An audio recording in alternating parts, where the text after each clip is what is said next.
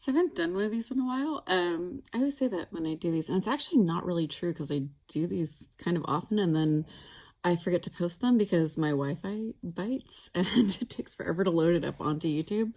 So I tend to do these and I just don't get around to uploading them. We'll see if this one actually makes it out to the public. Well, anyone who wants to watch it. All right, so I kind of wanted to talk about a few things. His last 2 weeks have been crazy and I can't even talk about like half of it, but I kind of want to talk about like how I've been kind of like dealing with some of it because it was just weird. So I kind of want to talk about being a tourist in wheelchair world because I guess what's known as an ambulatory wheelchair user, which means I do use a wheelchair. I should use it way more than I do. I also have good days where I can walk. I also have really crappy days where I don't use the wheelchair, and that's kind of what I wanted to talk about. Because I know I'm not alone in this. I know there's a lot of people out there who should be using wheelchairs, don't, only need to use wheelchairs on flare days. And this is not going to be a shaming video, I promise. It was just a weird experience. I kind of want to talk about how it all went because I had some expectations over the last 2 weeks that got thrown out the window. So a lot of you know, I spent a lot of time in the Bay Area, and I always think about Berkeley and Oakland as kind of being like the place where everyone's great and inclusion world, right? Okay, no, at least not in my experience. And it was a limited experience. This is a group of one who was talking about this, but I had to use my wheelchair. And if you're new to this channel, you're new to Invisible Number, sorry about the slurping noise. This is kind of what I'm dealing with here today. Is this fish who is very not wanting to go away, but does want to lick everything within the like 2 inches in front of her face. If I'm looking off to the side, it's because I'm recording this on an iPad and still can't figure out exactly where the camera is and where I'm supposed to be looking. So here, I'll show you a cute pug who will lick everything and snort. All right, so we went over to Berkeley and I was having a crap day and I was just throwing joints like you would not believe. Like just getting into the car and my husband made a left-hand turn and my tibia dislocated. Like one of those days. And I was like, okay, well, if anyone just bumps into me, I'm going to be on the ground and probably in the hospital. So seriously, right? Like how am I even supposed to talk with this? I can't handle that face. So I usually don't use my wheelchair even when I need to because, so I'm from like a public shaming perspective. It's just that I feel like there's this beat when whoever I'm with kind of gets, sad or like a little annoyed. Like it's probably just in my head, but if I'm like, oh yeah, the wheelchair, I can almost like feel like I see those gears ticking of, okay, all right, so you need the wheelchair, so I'm going to need to park in a place where we can easily get the wheelchair out of the car, and that's gonna be a few minutes while I like pull these 20, my wheelchair breaks apart into 4 pieces, 20 pounds each, and okay, so I'm gonna have to break that apart, I'm gonna have to put it all together, and I always feel like there's that beat where they get like a little disappointed or sad or like, oh, okay, so you're not gonna be like next to me, it'll be a little harder to talk to you, it'll really be hard to keep up with you, because like seriously, when I get in my wheelchair, I don't even notice that there's a 1 and a 2 speed. I don't get to ever go fast on my own. Like, so 3 is about the speed I like to be at because I can finally, oh, and we're getting a kitten here too. So I like to go fast. Anyway, so I just was like, screw it. I really would be a lot more of a problem if I'm in the hospital. So I decided, okay, I'm going to use the wheelchair. We were out in Rockridge. See, even if I say like crappy stuff, you get a pug to look at. And I'm thinking, okay, well, it'll be all right because we're in Berkeley and people will be nice and understand disabled people.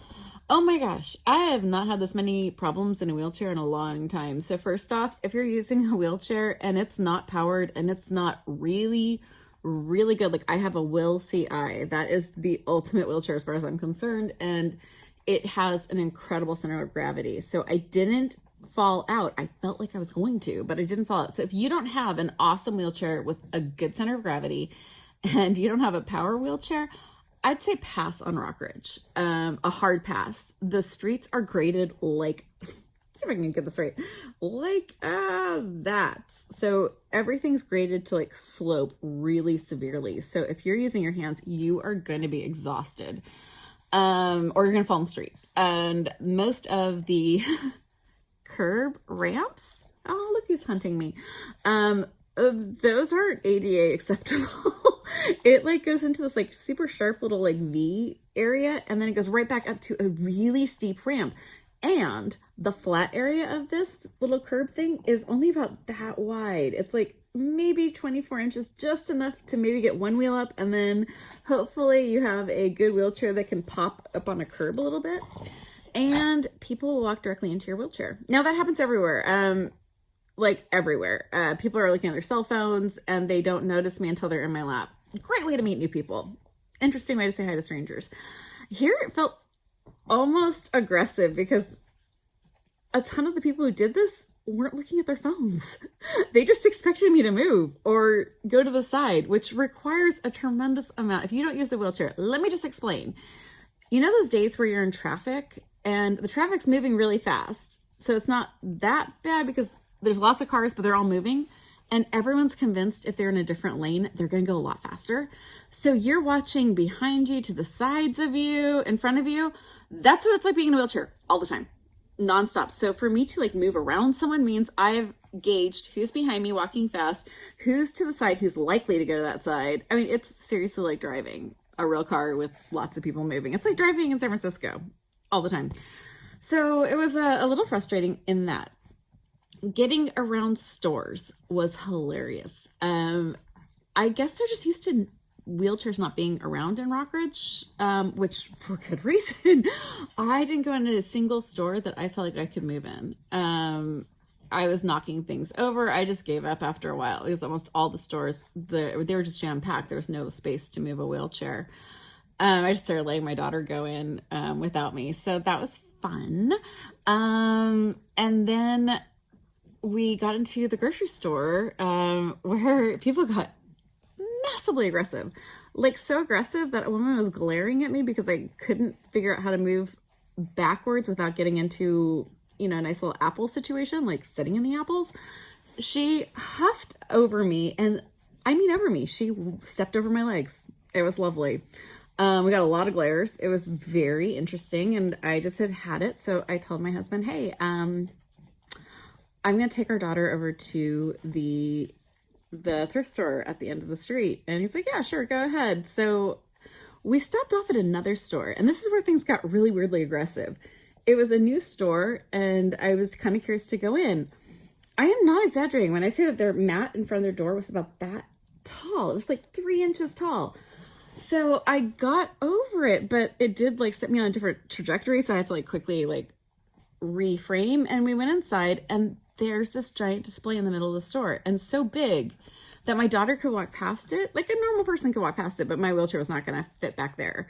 So she's calling out to me to come look at stuff. I was like, okay, I was being a passive aggressive bitch. I was like, okay, sorry, honey, I can't get back there, looking over at the cashier. Like, no way that I can get back here without breaking things. And she goes, oh, well, you could just ask for my help, and I'll go get something for you. And I was like, okay, not feeling so bad about being passive aggressive right now. How would I know what I wanted? I can't see back there. Not going to happen. So I stopped the passive aggressive, and I was like, hey, probably not going to work out that way. So just to let you know, your mat out in the front is really hard to get over in a wheelchair. You just might want to consider like maybe a thinner mat. And I was trying to be nice. I really was. I swear to you, I was being nice. And she gets super aggro and starts coming after me. Like, you know, we have very wealthy clients, and a lot of them, there's some of them in wheelchairs, and they actually feel just the opposite of you. It's like, wow, okay, we're going to go now. Thanks. That was lovely. So that was like my trip to Berkeley. All right. So this is where I get kind of like bad in my assumptions. So it's been a crap 2 weeks. I keep throwing joints, and I dislocated my tibia so bad right before my husband and I went out on a date that I couldn't move my leg. But I was not going to say no to a date night because we never get those. So we used the wheelchair. Huge shout out, by the way, to Whill Ci. This really does make my life possible, even on really bad flare weeks, months, some years. So thank you, Whill Ci. I am not sponsored by them. God, I wish I was sponsored by them. It's a very expensive chair and I love it so much. Okay, anyway, so we were planning on going out to San Mateo for our date night. San Mateo, please do better. There's no way to get around that place in a wheelchair at all. Like, it is very much Rockridge style streets, bad curbs, really bad grading on streets, and the restaurants we wanted to go to were upstairs and did not have elevators. So we switched, went to Burlingame. And I usually think of Burlingame as kind of white bread, very bougie. Not really generally where I like to be. It's very fancy mall outside, like lots of Gap, jewelry stores, just basic stuff. So I don't tend to like to go there for dinner. I like spicy food, and it's not usually where I end up. Anyway, okay, so sorry, I digress. They redid their streets. That alone means it's now my favorite place to go. Streets are flat, really wide. I had no problems. People were running around with their dogs, their babies, their toddlers, and it was easy for me to get around. I didn't feel like I was a danger to other people. I didn't feel like I was in danger. I had no problems crossing streets. And I want to give a huge shout out to Sixtos, one of the best food places on the boulevard, and nicest people. Oh my God, I couldn't believe how happy I was. We went in there and the place was just jam-packed, crowded. And I was a little worried. I was like, we were just going to turn around and go to another place because we were at the back of the restaurant. That's where we were entering from. And there's no way I'm going to be able to get to the front to even get a hostess. And the manager comes running up to us and it's like, we've got you. And she very kindly created this space for me to get around safely. And people were not glaring. They were super helpful, so kind. And I didn't feel like I was a problem. And then the big test, when you first get in, you get someone's attention, but the big test is in the middle of the meal. Do you need to go to the bathroom? Yes. So that's always kind of a concern. I'm like, I'm gonna have to go back there by myself and, try to get attention. Everyone there was so nice. I got wheeled up towards near where the bar was, which was in between the bathrooms. And I just said, excuse me, to one person. And it became this line of people all the way down to the bathrooms who were tapping each other on the shoulder and pointing over to me where I got, oh, sorry, and step back. So everyone kept everything safe and wonderful. And the manager saw me going back there and she runs back over there. She's like, our doors are really heavy. I'm so sorry. I will open it for you. And then she stood there and waited for me to open it again to make sure I was able to get out without a problem. So huge props to Berkeley. It will actually be someplace that I end up going just because I know it's okay and I know there's no problems. And I wish that things were more accessible. I think a lot of places don't consider accessibility because they're like, we don't have a lot of disabled people. There's a reason. There's not a lot of disabled people in wheelchairs out there. It's dangerous. We will get hurt. We might hurt other people. It's crazy to think that in areas where there's even it would help strollers, it would help the boomers who are starting to need walkers and canes. All of this is helpful for everyone. No one is disserviced by universal design. There's no one who will find universal design makes their lives impossible to move around, makes it impossible for them to go and do things. So that is my world as a ambulatory wheelchair user, tourist in the wheelchair world. That's what's going on. I think sometime I'm going to do another discussion and post about why I find it hard to use my wheelchair, not from a physical aspect, but just from a guilt aspect. So if you want to hear about that, just go ahead and leave some notes. I will try to get better at posting these. I think I like making them a lot better than posting them. By the way, I live in the United States if you are someone who does not, and I can't afford therapy, so I run a podcast where I get to talk to other disabled chronic illness people, invisible illness. Feel free to check that out. We're Invisible Not Broken, and I also write a very snarky blog, so if you like snark, please go over to our website, invisiblenotbroken.com.